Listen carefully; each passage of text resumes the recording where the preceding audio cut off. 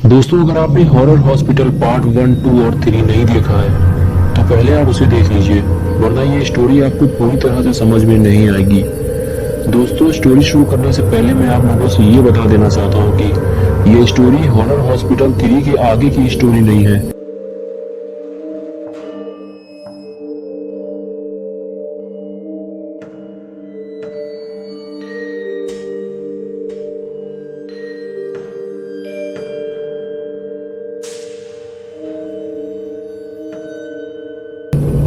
तो चलिए देखते हैं कि जेफ और डॉक्टर डी की मुलाकात कैसे हुई और डॉक्टर डी और जेफ रियल में कैसे दिखते हैं। अभी अभी पुलिस को यह खबर मिली है कि जेफ द किलर इसी एरिया के आसपास कहीं देखा गया है।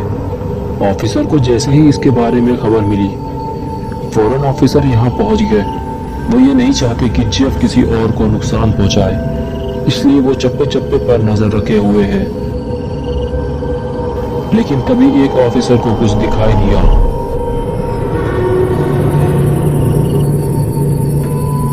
जेफ द किलर बिल्डिंग में लगे पाइप के सहारे ऊपर जा रहा था। जेफ के हाथ में हथियार देखकर ऑफिसर ये समझ गए, जरूर ये किसी न किसी इंसान का माल मसाला निकालने वाला है।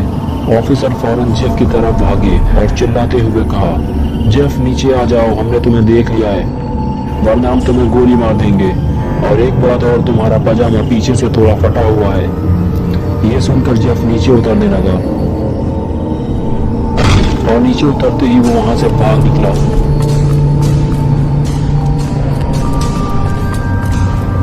ऑफिसर फौरन गाड़ी लेकर जेफ के पीछे पीछे भागे, क्योंकि वो जेफ को जिंदा पकड़ना चाहते थे। इसलिए उन्होंने जेफ पर गोली नहीं चलाई और जेफ को भागने का मौका मिल गया। जेफ भागते हुए पहाड़ियों पर चढ़ गया, लेकिन जेफ के लिए ये एक बहुत बड़ी मुसीबत थी। वो इसलिए क्योंकि अगर जेफ पहाड़ी से नीचे कूदता है तो मर जाएगा, और अगर वापस भागा तो पुलिस उसे पकड़ लेगी।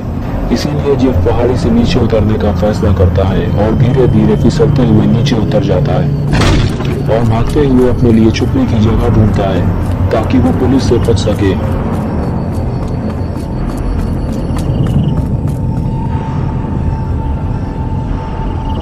उधर ऑफिसर जेफ को ढूंढ रहे होते हैं।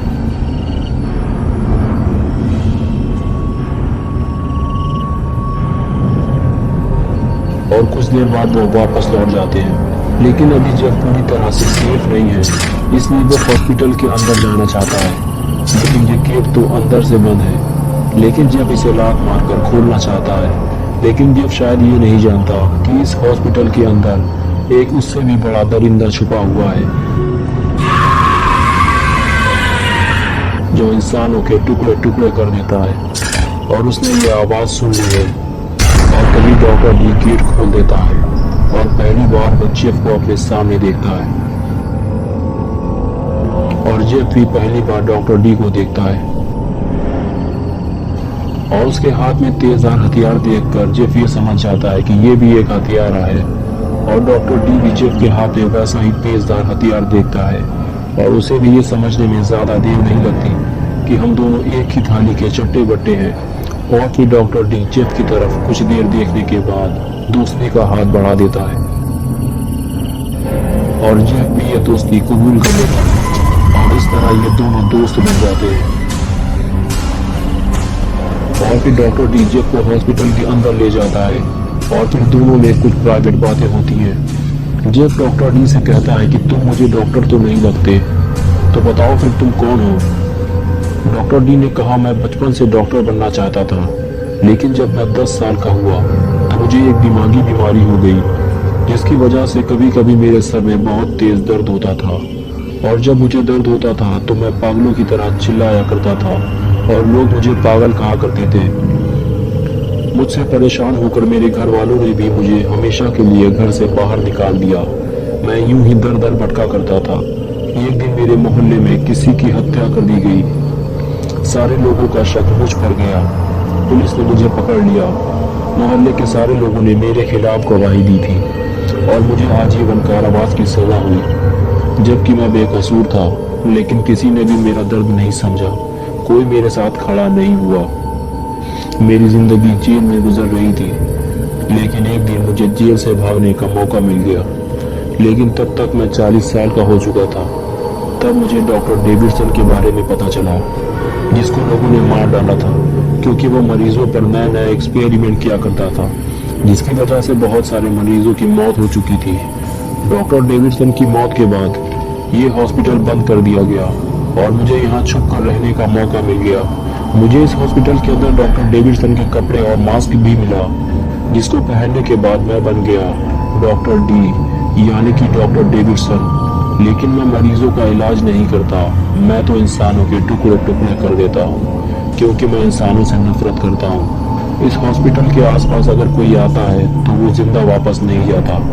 अब तुम बताओ तुम कौन हो, वरना तुम जिंदा वापस नहीं जाओगे। जेफ ने कहा, मैं भी पहले एक नॉर्मल इंसान था। मैं अपने भाई के साथ अपने दोस्त की बर्थडे पार्टी से वापस आ रहा था।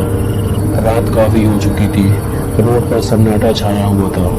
हम दोनों घर जाने के लिए बस आने का इंतजार कर रहे थे। वहाँ एक छोटा सा बस स्टॉप था जहाँ बस आकर रुका करती थी। बस स्टैंड के पास ही कुछ आवारा लड़के खड़े थे जो हम दोनों को ही देख रहे थे, और फिर वो हमारे पास आने लगे और फिर वो हमारे पास आकर हमसे बदतमीजी करने लगे। बिना किसी वजह के ही वो हमें गालियाँ दे रहे थे। उनमें से पीली चड्डी वाला कुछ ज्यादा ही अकड़ दिखा रहा था। फिर उनकी बदतमीजी हद से ज्यादा बढ़ने लगी। फिर उनमें से एक ने मेरे भाई को धक्का देकर जमीन पर गिरा दिया। मैंने भी उसे धक्का देकर जमीन पर गिरा दिया। उसके बाद वो लोग मुझ पर चढ़ने लगे और गालियां देने लगे। मैंने भी उसे लड़ने का फैसला कर लिया था और उन सभी को मैंने बहुत मारा, लेकिन सबसे पहले पीली चड्डी वाले को ठोका था। तो बहुत ही ज्यादा अकड़ दिखा रहा था। मुझसे मार खाने के बाद वो हिलते डुलते लड़ाते हुए वहां से भाग निकले और हम लोग भी आगे बढ़ने लगे, क्योंकि अब वहां रुकना सही नहीं था। इसलिए हम पैदल ही घर की तरफ चलने लगे। लेकिन कुछ देर बाद ही वो तीनों पेट्रोल और माचिस लेकर वापस आ गए। वो तीनों बहुत ही ज्यादा गुस्से में थे, खासकर पीली चड्डी वाला, जिसकी चड्डी में नारा लटक रहा था। दौड़ते लंगड़ाते हुए हमारे पास आए और पीछे से हम दोनों पर हमला कर दिया। मुझे वो जमीन पर गिरा कर मारने लगे और फिर मुझ पर पेट्रोल डालकर आग लगा दी और मुझे जलता हुआ छोड़कर भाग निकले। मैं दर्द से चीखकर चिल्लाता रहा। मुझे बचाने वाला वहाँ कोई नहीं था। कुछ देर बाद आस पड़ोस के लोग मेरी चीख पुकार सुनकर मेरे पास आए, लेकिन तब तक मैं बुरी तरह से जल चुका था।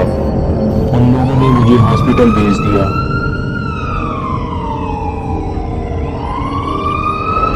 कुछ हफ्तों के बाद मुझे घर भेज दिया गया, लेकिन डॉक्टर ने मुझे पट्टियां खोलने से मना किया था। लेकिन एक रात जब मेरे घर वाले सो रहे थे, तब मैंने अपनी पट्टियां खोल दी और अपने आप को जब आईने में देखा तो मैं पागल हो गया। मुझे बहुत ही ज्यादा सदमा लगा था। मेरी पूरी बॉडी आग से झुलस चुकी थी, लेकिन मैं अपने आप को हमेशा खुश देखना चाहता था। लेकिन अब मैं हंस भी नहीं सकता था, तो मैंने एक छुरे की मदद से अपने चेहरे को काट कर एक बड़ी सी स्माइल बना ली। मुझे लगा था कि इस बदले हुए चेहरे को देखकर अब कोई भी मुझसे नहीं डरेगा।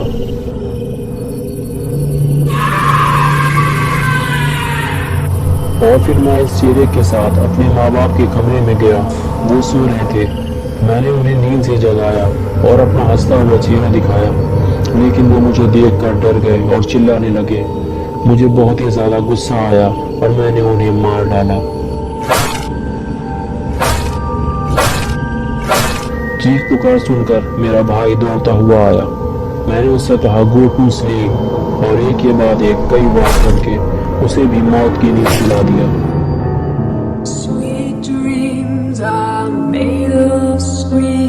उस दिन से मैं जेफ से जेफ द किलर बन गया और फिर मैंने एक एक करके उन तीनों को भी मौत के घाट उतार दिया, जिनकी वजह से मेरी जिंदगी बर्बाद हो गई थी। उसके बाद से ही मैं इंसानों से नफरत करने लगा, बिल्कुल तुम्हारी तरह। तो दोस्तों, ये थी डॉक्टर डी और जेफ की स्टोरी। लेकिन रुको, अभी वीडियो खत्म नहीं हुआ।